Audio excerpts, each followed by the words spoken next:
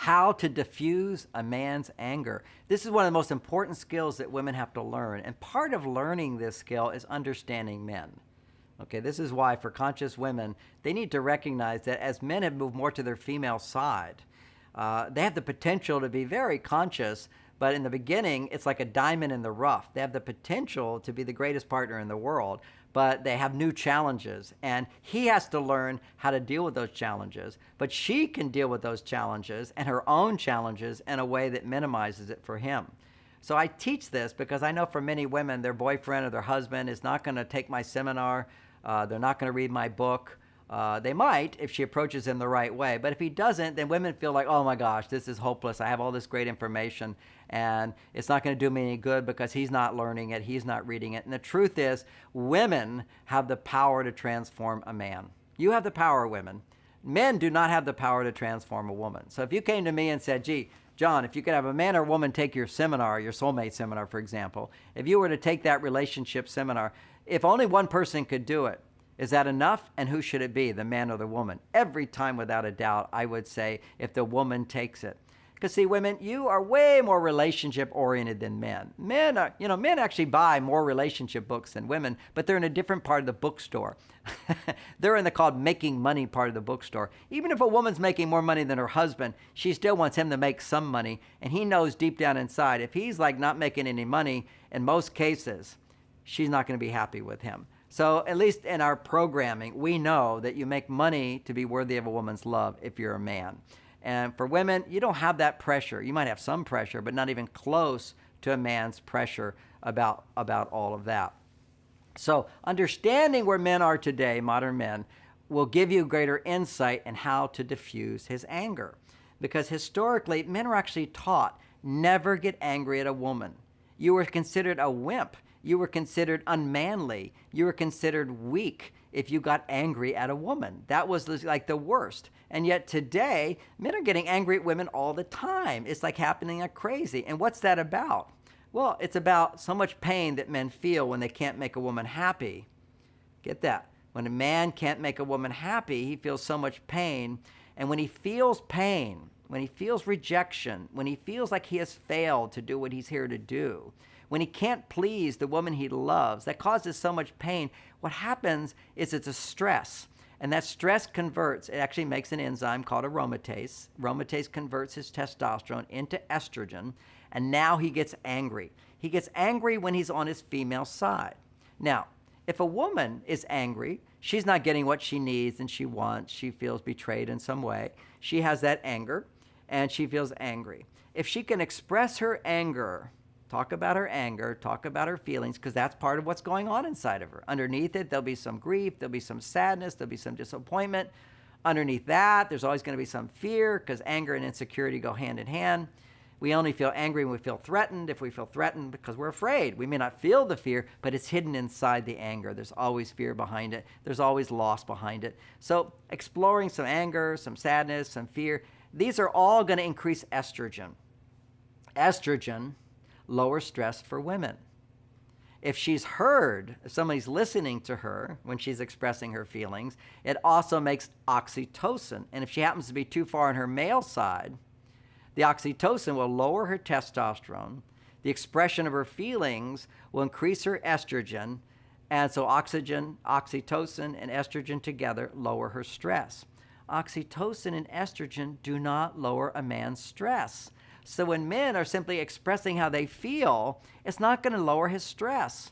The only way, and this is dysfunctional, but it does work, I will point it out. This is really the basis of all dysfunction in past relationships, is if a man did get angry, what women learned is the only way to diffuse his anger.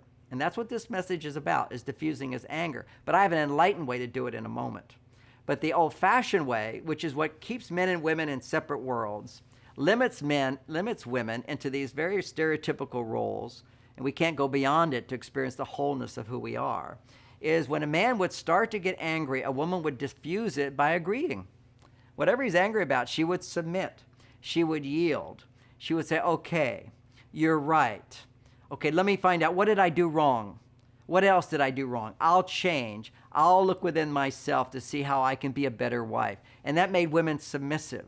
So what you find is in And throughout the world where men, were in this situation, if a man didn't get what he needed, he would become angry.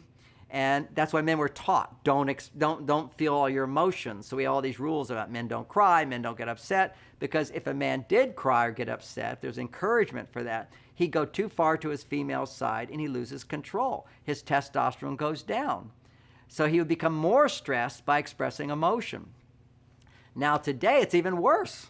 Today, we're telling men, get in touch with your feelings. Now keep in mind, we'll get to it. It's fine for men to be in touch with their feelings in the right setting, but not when they're upset with their wife.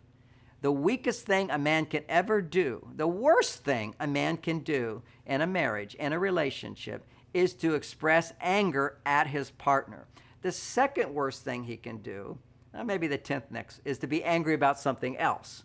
But even when a woman witnesses a man's anger, she kind of goes, ooh, that's scary. If she witnesses a man's violence, okay, that means your husband's angry and he puts his hand through the wall, she'll have a big wall of fear and vigilance to keep herself protected. And he'll say, I see them in counseling, and she says, I'm afraid of him. And I said, why? He says, why would you be afraid of me? I never hit you. She says, you hit that wall. He said, but I didn't hit you. It doesn't matter. When she sees a man being aggressive in that way, part of her puts up a wall. And that wall shuts her down, keeps her from opening herself up to really depending on, really needing, really appreciating, being open to him. So anyway, having said that, there was a time where a woman was fine with a man's aggression because it was always pointed away from her. So it's kind of like a single woman today. When you go out in the streets, if you're single, you have a Doberman Pinscher with you. You don't mind having a bulldog or a dangerous dog, a Pinscher, a Doberman, who will attack somebody else but be loyal to you. So that's where women would often encourage even men's violence and aggression, which is they still do when they cheer at football games and boxing matches and so forth, because that's pure, masculine energy, but it's usually in control because it's in a game where you're not really taking things personally. You're following the rules, but you're expressing that very, very aggressive part. On some level, that makes a woman feel safe that a man will protect her. But if that is not in a safe setting, it scares the heck out of her. And if he gets angry directly at her, it shuts her down. And men do not know that, women. You see, when a woman gets angry, it upsets a man, puts him in fight or flight. But really, the only danger is you're going to end up sleeping on the couch because she doesn't want to sleep in the same bed with you that night. But over time, you're going to start growing apart further and further. And men don't know this. And you can't really tell men, you're bad for being angry. I make her angrier. So what do you do to diffuse his anger? The old fashioned is don't ask for more. Don't ask for more. Don't be unhappy. And don't be unhappy and always agree with him. That's the foundation of these old-fashioned relationships that had no passion. It will kill the passion. So how do you diffuse his anger? This is such a new thing. Now I teach men about conscious men. I teach men all how not to be angry, or how to feel your anger but not dump it on your partner. How to feel your anger, how to change that within yourself. But what you can do as a woman is to know that when a man's not getting what he needs, he's on his female side, and he's going to feel anger. And when he feels anger, what he needs is to talk less. He doesn't need to talk to you about it. What women do is increase his anger by getting him to talk. And why? She asks him questions. Well, why aren't you talking to me? And you should tell me what you're feeling and encourage him. But why would you say that? But I didn't do that. And then you engage this whole sort of argumentative thing with him, thinking that if I can get him to talk more about his feelings, he's going to cool off. No, men just get more and more heated. He goes too far to his female side. He loses his rational thought. His stress levels increase. Blood flow stops to the thinking part of his brain, and higher love part of his brain. Goes back here to conditioned responses where you hurt me, I'll hurt you. I mean, this is men out of control, and this is happening today, more so today, because when women are on their male side, men go far to their female side. And then when he's expressing his female side with anger, she says, why are you feeling that? Tell me more, and arguing with him and talking with him, and encourage him to talk. The last thing, often a man will just say, I'm out of here. And then she says, oh, you don't love me, do you? And she engages him in conversation.